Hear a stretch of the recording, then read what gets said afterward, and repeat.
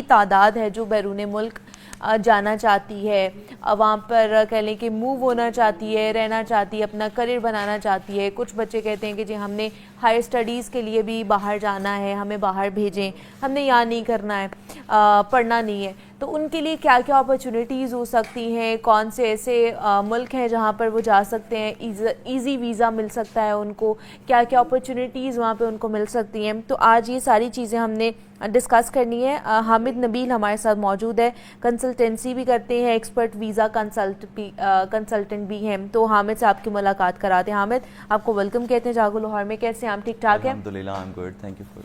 हामिद, बहुत से बच्चे हैं, बहुत से हमारे यंगस्टर्स हैं जो कि पाकिस्तान से बाहर जाना चाहते हैं कि जी हम तालीम के लिए या फिर हमने वहाँ पे परमानेंट शिफ्ट होना है तो हम पाकिस्तान से बस चले जाएं यहाँ पे। तो अगर स्टडी वीज़ा लगवाना है स्टूडेंट्स ने तो किन किन कंट्रीज़ का स्टडी वीज़ा वो लगवा सकते हैं जो कि ईज़िली अवेलेबल है, लग जाएगा? For nowadays, definitely they can apply towards the UK, Australia, New Zealand. उसके बाद USA, कनाडा आ जाता है। इन द सेम टाइम यूरोप में मोर देन 15 कंट्रीज़ हैं जो स्टडी अपॉर्चुनिटीज़ दे रही हैं पाकिस्तानी स्टूडेंट्स को। नॉर्मली पाकिस्तानी स्टूडेंट्स का कंसर्न भी यही होता है कि other than rest of the countries we have to move towards Germany, Italy, Georgia, in the same time the Sweden, the Scandinavian countries में जिसमें नॉर्वे आ जाता है। उसके बाद पैरेलल आप नेदरलैंड, स्विट्ज़रलैंड को भी कंसीडर कर सकते हैं। तो वहाँ भी स्टूडेंट्स जा रहे हैं हमारे स्टडीज़ पर्पस के लिए। लेकिन प्रेफरेबली क्या आप सजेस्ट करेंगे कि पाकिस्तानी स्टूडेंट्स के लिए कौन सी कंट्रीज़ बेस्ट हैं according to their mood and weather और सारी चीज़ें? फिर कुछ प्रॉब्लम लैंग्वेज बैरियर की भी आ जाती है। तो आपको क्या लगता है कि पाकिस्तानी स्टूडेंट्स के लिए कौन सी बेस्ट कंट्रीज़ हैं? आई वुड सजेस्ट कि पाकिस्तानी स्टूडेंट्स को मूव ऑन करना चाहिए towards the English speaking countries, जैसे ऑस्ट्रेलिया है, न्यूजीलैंड है, इन द सेम टाइम यूके है। ये कंट्रीज़ वो हैं जहाँ पर इंग्लिश स्पीकिंग है। कनाडा में आप कंसीडर किया जा सकता है, यूएसए कंसीडर कर सकते हैं आप। इंग्लिश स्पीकिंग कंट्रीज़ में ये है कि लैंग्वेज बैरियर एज सच नहीं आता, बट रेस्ट ऑफ द जो कंट्रीज़ हैं ultimately we have to adopt their language. जब आप जर्मन की तरफ जाते हैं तो you have to follow the Dutch, आप फ्रांस की तरफ जाते हैं तो फ्रेंच आपको सीखनी पड़ती है।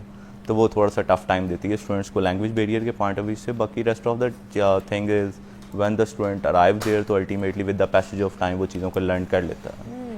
अच्छा, दूसरा कौन कौन सी जो डिग्रीज़ है उनका स्कोप है अगर बाहर जाना है, और कौन से कहाँ पर वो एडमिशन करा सकते हैं, कौन सी डिग्री के अंदर?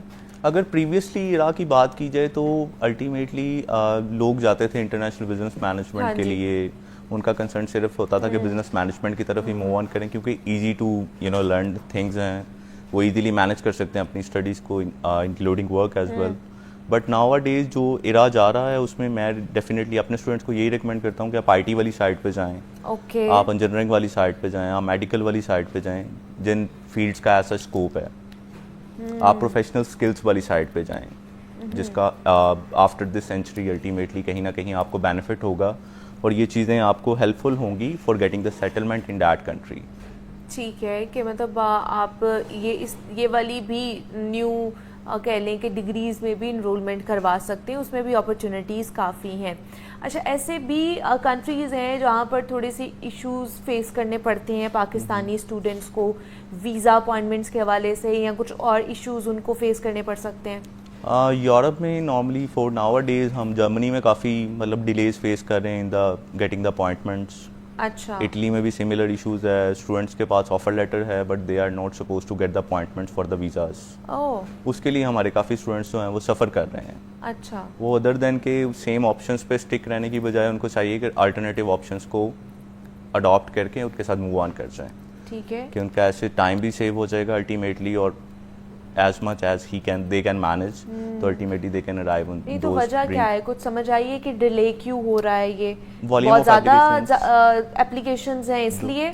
Mainly the volume of applications बहुत ज़्यादा हैं। एक स्टूडेंट को अगर इटली का स्कॉलरशिप का पता चलता है तो everyone wants to apply there. तो जब वो मल्टीपल एप्लीकेशंस उनके पास जाती हैं तो definitely they are suppose to stop the application processing. सही है, इस वजह से ये प्रॉब्लम डिले आ रहा है जो कि ज़्यादा जर्मनी, इटली इस साइड पर आ रहा है।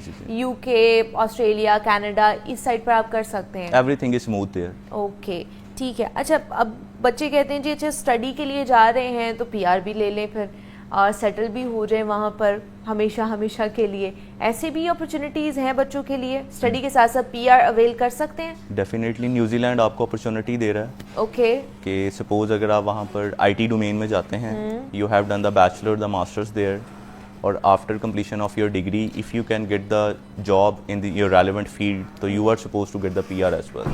अच्छा, वो आपको अपॉर्चुनिटी दे रहे हैं। ऑस्ट्रेलिया भी सिमिलर सेम सिनेरियो है। सीम्स लाइक अगर स्कैंडिनेवियन कंट्रीज़ की बात की जाए तो Sweden is quite smooth for getting the PR. ठीक है, स्वीडन और ऑस्ट्रेलिया और उसके साथ साथ New Zealand, Canada is seems like supposed to give you the citizenship as well after completion of your studies। और यूके का थोड़ा सा आजकल चल रहा है, गड़बड़ चल रही है यूके के साथ आजकल। एग्जैक्टली बहुत ज्यादा बस गए हैं वहाँ पर जाके पाकिस्तानी और बाकी लोग, इसलिए शायद ये थोड़ा सा प्रॉब्लमेटिक चीजें हो रही हैं यूके में। नंबर ऑफ एप्लीकेशंस तो अल्टीमेटली यूके के पास स्टार्ट से ही जा रही थी, बट थिंग इज के in last year 24 to 25 in last 1 year में कोई more than 11,000 people have adopt the asylum pathway. अच्छा, जो स्टूडेंट्स यहाँ से गए हैं for the study purpose, after arrival they उन्होंने असाइलम अप्लाई कर दिया। और ये रीसेंट 1 year में हुआ है? Exactly, okay, within 1 year हम we are on the top just because of this scenario. Ultimately UK की जो पॉलिसीज हैं वो हमारे लिए स्ट्रिक्ट होती जा रही हैं with the passage of time. Okay, इस वजह से अब थोड़ा सा प्रॉब्लमेटिक हो रहा है कि एक साल में 11,000 लोगों ने वहाँ पर जो है असाइलम क्लेम किया। एग्जैक्टली, तो इस वजह से ये this is a very big number Okay. World wide अगर देखा जाए as compare to rest of the countries, तो we are on the top. ठीक है। अच्छा, दूसरा ये भी थोड़ा सा जो स्टूडेंट्स हमें अगर देख रहे हैं उनको बता दें कि वीज़ा तो लग जाता है, स्टडी वीज़ा पर चले जाते हैं, फिर आपको पता है वहाँ पे आपने काम भी करना होता है, वो भी आपके उसमें इंक्लूड होता है, वर्किंग आवर्स भी होते हैं, तो उसके लिए क्या क्या अपॉर्चुनिटीज़ हो सकती हैं कि वो काम किस तरह का कर सकते हैं, कहाँ पर कर सकते हैं, ये गाइडेंस उनको कहाँ से मिलेगी? अगर हमारे पास कोई स्टूडेंट आता है तो डेफिनेटली हम तो उसको काउंसिल करके भेजते हैं। ठीक है। आफ्टर अराइवल सर्विसेज भी ये देते हैं कि हम बच्चे को काउंसिल करते हैं कि आपने कोई स्किल सेट साथ लेके जाना है। ओके, यू शुड नोज कि हाउ टू सर्वाइव देयर। आपके पास स्किल सेट में कारपेंटर जॉब आनी चाहिए आपको लाइक आईटी के छोटे से जो काम होते हैं वो आने चाहिए आपको, इलेक्ट्रिकल वर्क लिटिल बिट आना चाहिए, मैकेनिकली जो प्रोडक्ट्स होती हैं एज सच आपको उनको थोड़ी सी रिपेयरिंग आनी चाहिए। ये स्किल सेट वहाँ पर रिक्वायर्ड हैं और डिमांडिंग भी हैं एज़ कम्पेयर टू कि वहाँ पर आपको जाते साथ ही कोई टेबल चेयर वाली जॉब बिल्कुल नहीं देता।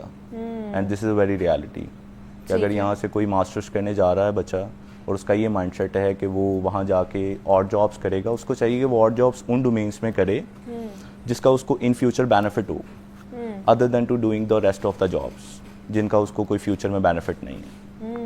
ठीक है, वो मतलब आप यहाँ से आप ऑलरेडी माइंडसेट अपना बना के जाएं कि आपने वहाँ जाके जॉब्स करनी है। जी। तो आपने किस तरह की करनी है, वो उसका जॉनरा क्या हो सकता है, आप उसके लिए फिजिबल हैं कि नहीं है, ये आपको नो हाउ होनी चाहिए।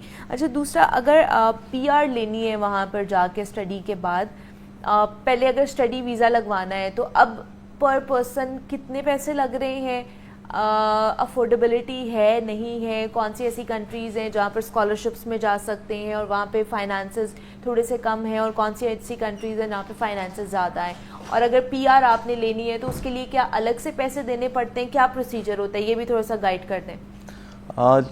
देखिए मुनीबा, जो सिचुएशन है पीआर की वो तो मैंने आपको बता दिया कि Australia, Canada, New Zealand and Sweden में आपके लिए अपॉर्चुनिटी है कि you may settle there after completion of your studies.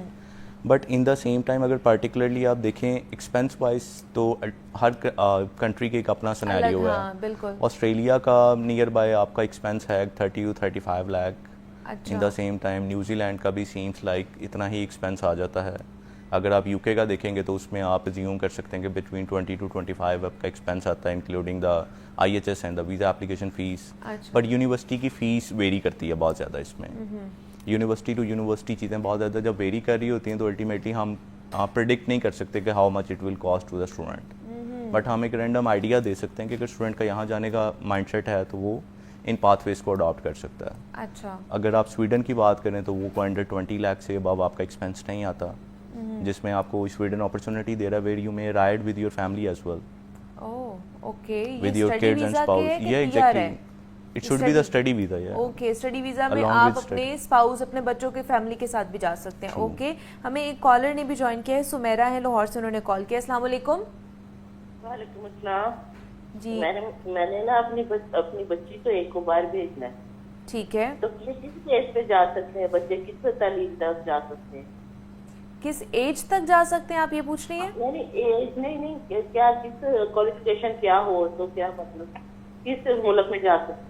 ठीक है जी, क्वालिफिकेशन क्या हो सकती है और किस मुल्क में जा सकते हैं? मिनिमम इंटरमीडिएट एजुकेशन होनी चाहिए और एज सच को 5 to 7 ईयर्स का गैप हो, तो देन उसको कहीं ना कहीं एम्प्लॉयमेंट्स के साथ मैनेज किया जा सकता है। टूवर्ड्स हमारे पास ऑप्शंस अवेलेबल हैं कुछ कंट्रीज़ के, जैसे लाइक कुछ कंट्रीज़ हैं इस time for now Turkey is quite lenient. अच्छा, ओके।